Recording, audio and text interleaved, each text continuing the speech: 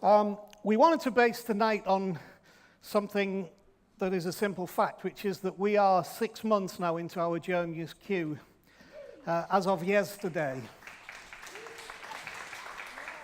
So I appreciate that, and it's good, and I'm glad we're on the journey. But I want you to notice one or two things tonight that really I am basing, particularly my talks. I know Chris will have some things to share and the material.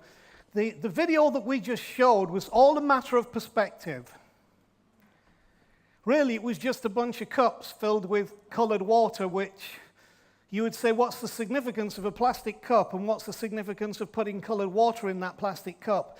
But you see, the whole concept of perspective changes everything. See, if I could name the greatest challenge in my life over the past few weeks, to probably Chris's suffering, but part of my journey, it's been one of perspective.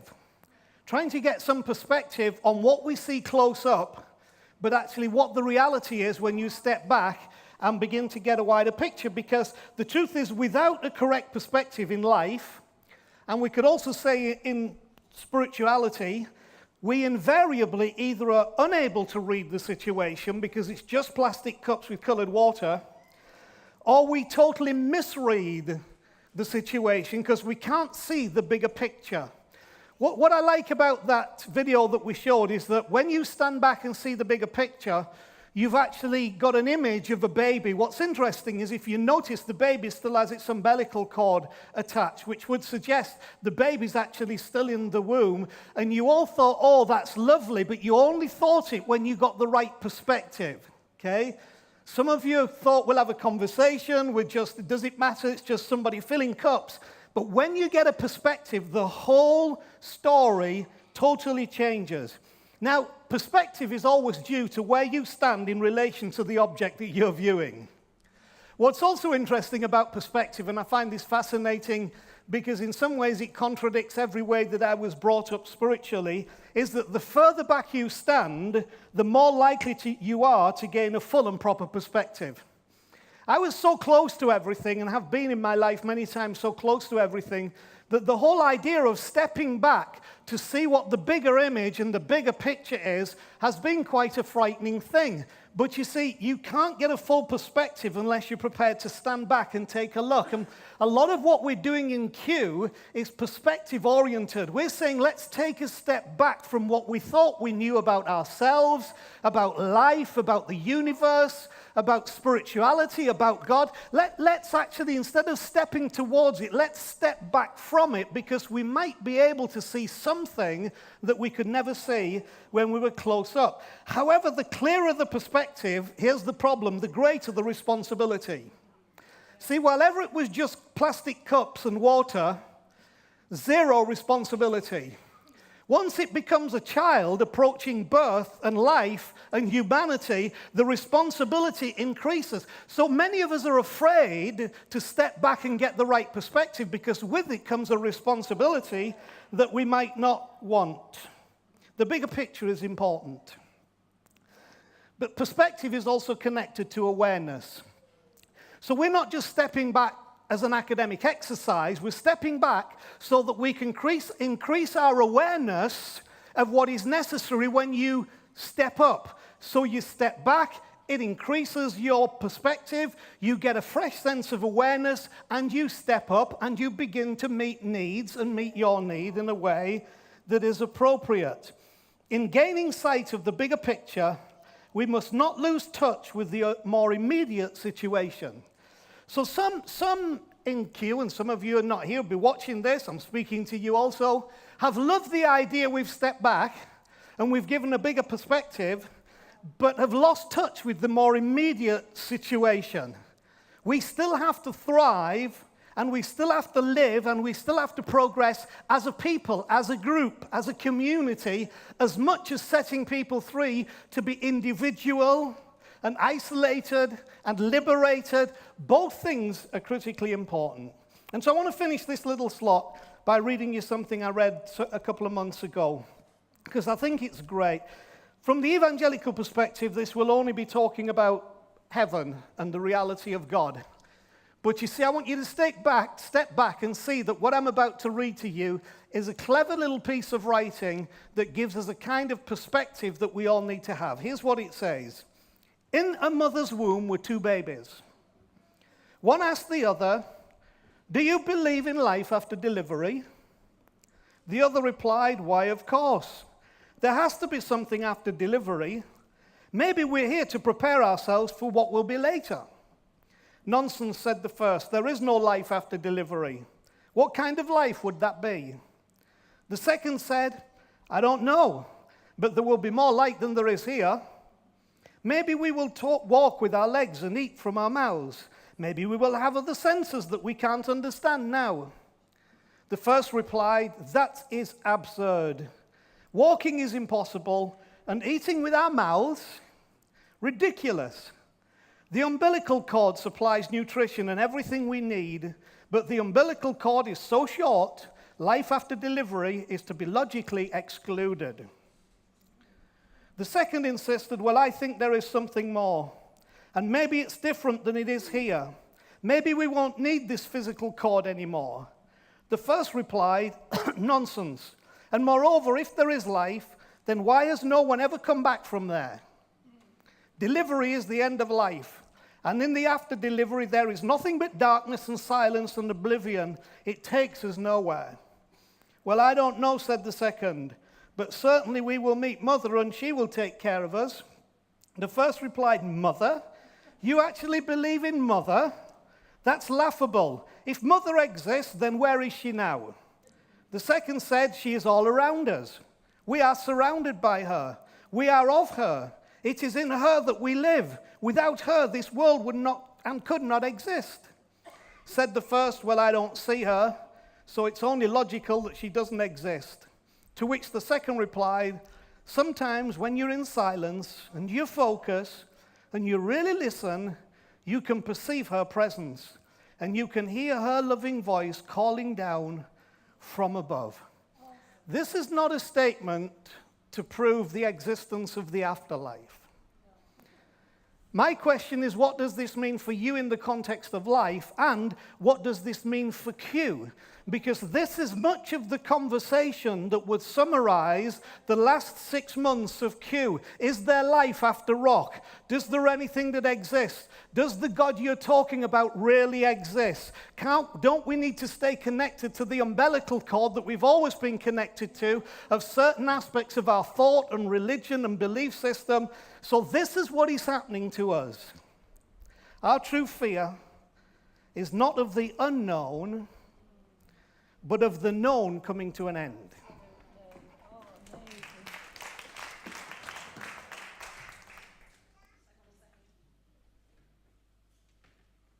I was taught that there was them and us. I was taught that God only was in those who believed on him, and there was very much a separation.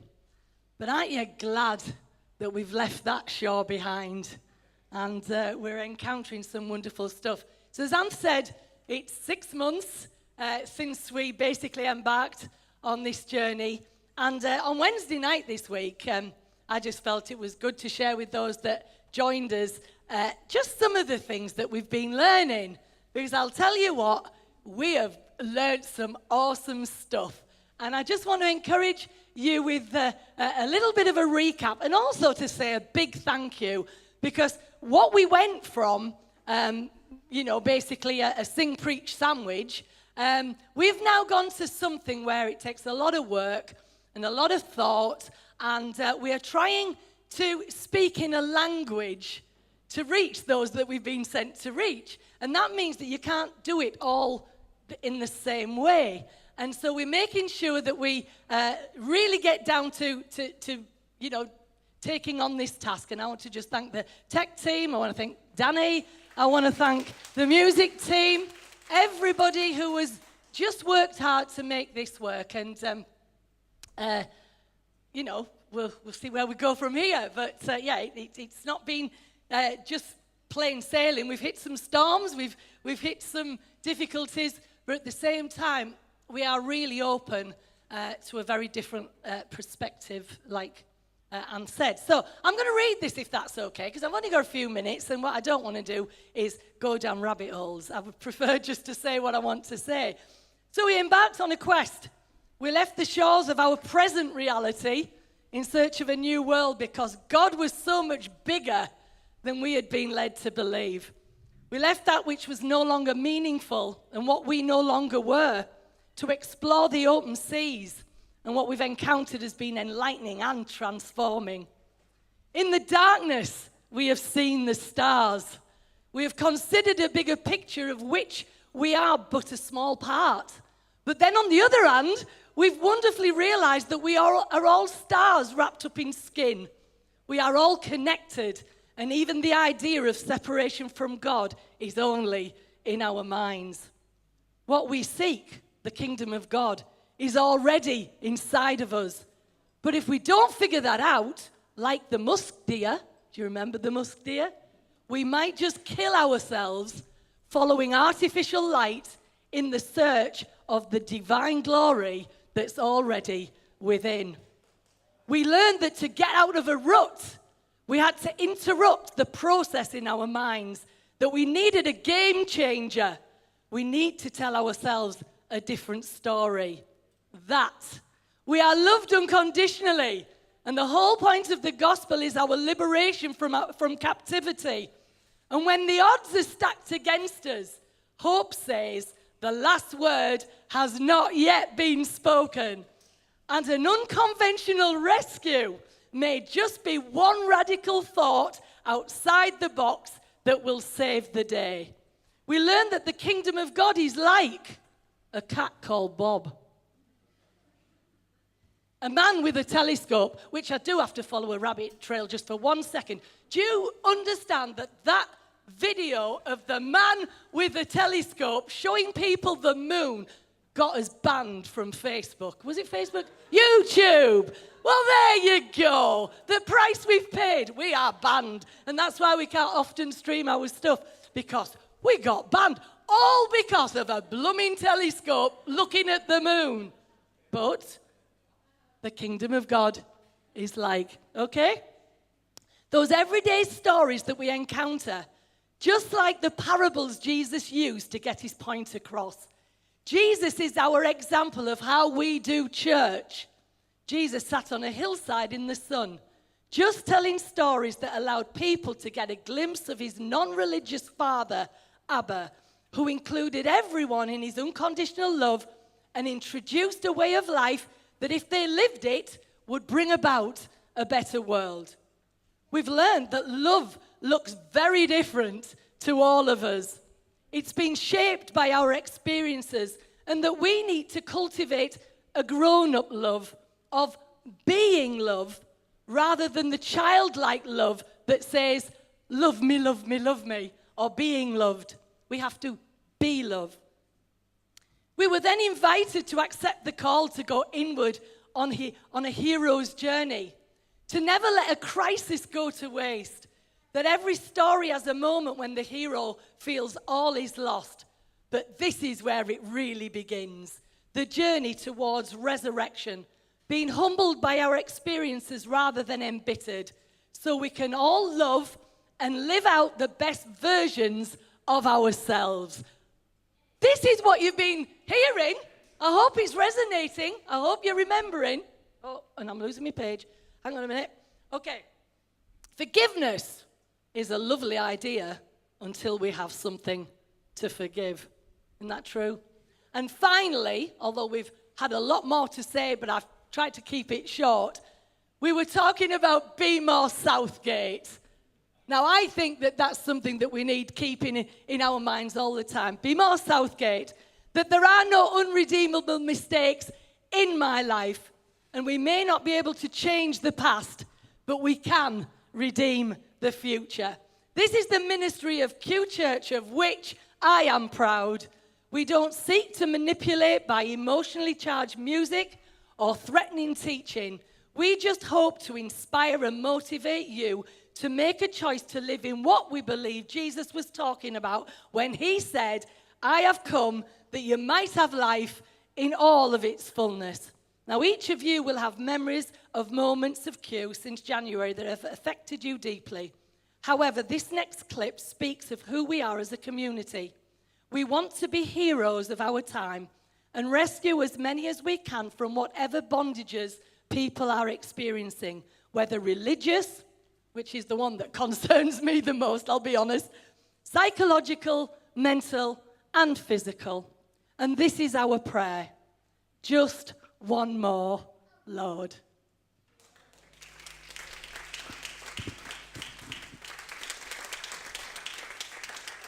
It's become quite a thing in our house now. Lord, please help me get one more. We wanted to do something last week that connected to our 3 weeks talks about the heroic journey, but we weren't able to facilitate the full thing. So we're doing it tonight just because I think it's important. I think in some ways as well there is a timing about this that makes it even more important and significant.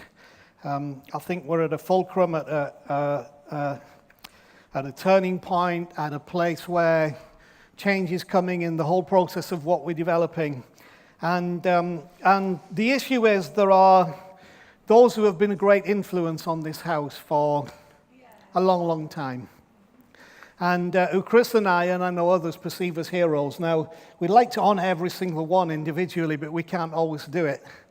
But there is one young man who has served us faithfully and relentlessly through many issues and many situations and some pain and despair and difficulty and problems and things that I think for some people would have held them back to a point where they couldn't be as selfless as this person has been. And throughout his life for me, which has been very important in the context of this house, he has been a great example, and he has served us beautifully, relentlessly, without question. He even talked a few months ago to me about he thought he would have to stop doing what he was doing, and then lo and behold, he just carries on. Because that's the stuff he's made of, and it's the spirit. And I think it epitomizes a generation who we've grown up around, who we honor tremendously. And so we wanted to give a little gift and just honor John Band as a representative of. So just come here, John.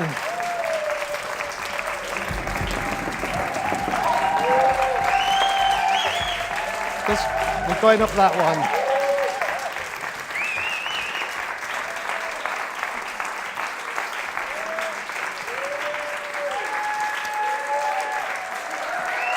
All right, John. Bless you, my friend. I wish we could take the mold and kind of just produce more, because we honor you, John. You've been a blessing, and we haven't done this to embarrass you. We've done this because sometimes we have to say what needs to be said. And you've been an example, and we wanted to honor you as an example of what we believe is necessary for the way forward. So we wanted to give you this little gift, John, and pray that it be a blessing to you and to Betty in whatever way that you wish, so that you know you're loved. I do know I'm loved.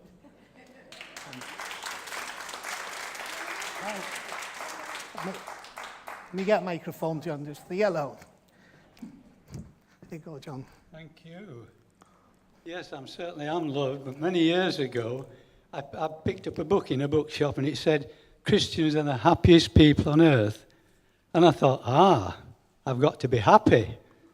So what I did, I put my smile on, didn't I? So I'd say, I go to church. On the way there, I'd be crying maybe about some problem, but when I got to the church door, my smile had to come. But it was false. And there are a lot of things in our lives where we think it's okay, but it's not, because So I remember one of our neighbours. We went to shopping at Tesco on this particular Sunday, and he came across personally to see, and he said, "John, you would never have gone to Tesco on a Sunday." And I said, "You're right," but give me then the opportunity just to tell him Why? And I'll tell you this, friends, my life has been completely transformed, and I've had some wonderful ladies and gentlemen helping me along. Wonderful. They've been a wonderful team, wanting to bless me, and I thank them for it. Well, thank you, everybody. You're lovely. I love you, and I thank you that, that if you're over 55, you want to come along and see us, please do. We need you. Okay. Thanks, John. We love you. Thank you. I think John as well is a great example of what a real faith truly in God will do in your life. I want to say one last thing before we stop this. One is, I'm thankful. I'll call them the grey hairs because I'm there as well now. To say thank you for being the core of so much of what we've done in our journey to this point. But the issue is we need a younger core. There is a transition has to take place now in the context not of value but of core. Who is at the core? Who's at the center? The question is, can you step up and be the new core? Will you be it? Because we need you to make this journey work and to make Q be the representative, the physical expression of God in this city that we want to see. We know we've all been set free from a whole bunch of stuff, don't we? We know it, but often we don't display it.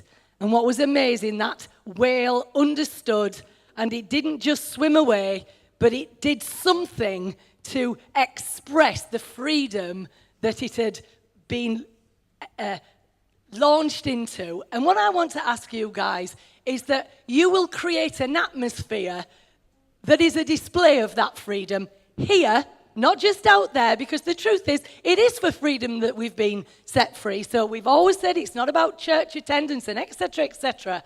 But when we are here, let's display that freedom in order that we'll create an environment so others can get it too. Yes? Thanks very much. Q is not an advanced adult version of the Rock of York. And if you've still got in your mind that somehow it's the rock morphed into another thing that's a different level of maturity, you have misunderstood and are therefore misrepresenting the whole purpose of this.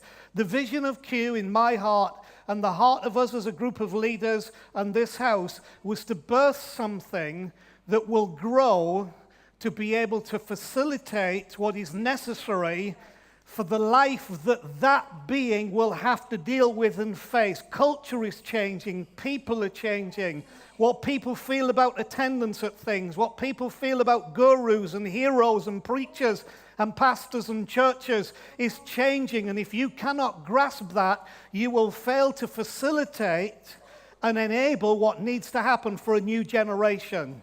So we are not prepared to live in the bubble of religious institutionalization, even when that institutional has become very effective and very efficient and has some excellent stuff to it. We are trying to tread a path that says we want to redeem the future as we go on this path. Now, I'm telling you that for this reason, that kids on those videos were getting their hands on the makeup. I feel in these early stages of what we're doing, we're like a bunch of kids with our hands in the makeup. And sometimes it doesn't look as pretty as we had imagined.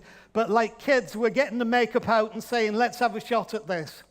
And in all honesty, I don't know as the propagator of the shift to Q, I don't know whether we are still pregnant and trying to give birth to this thing. Sometimes I wonder.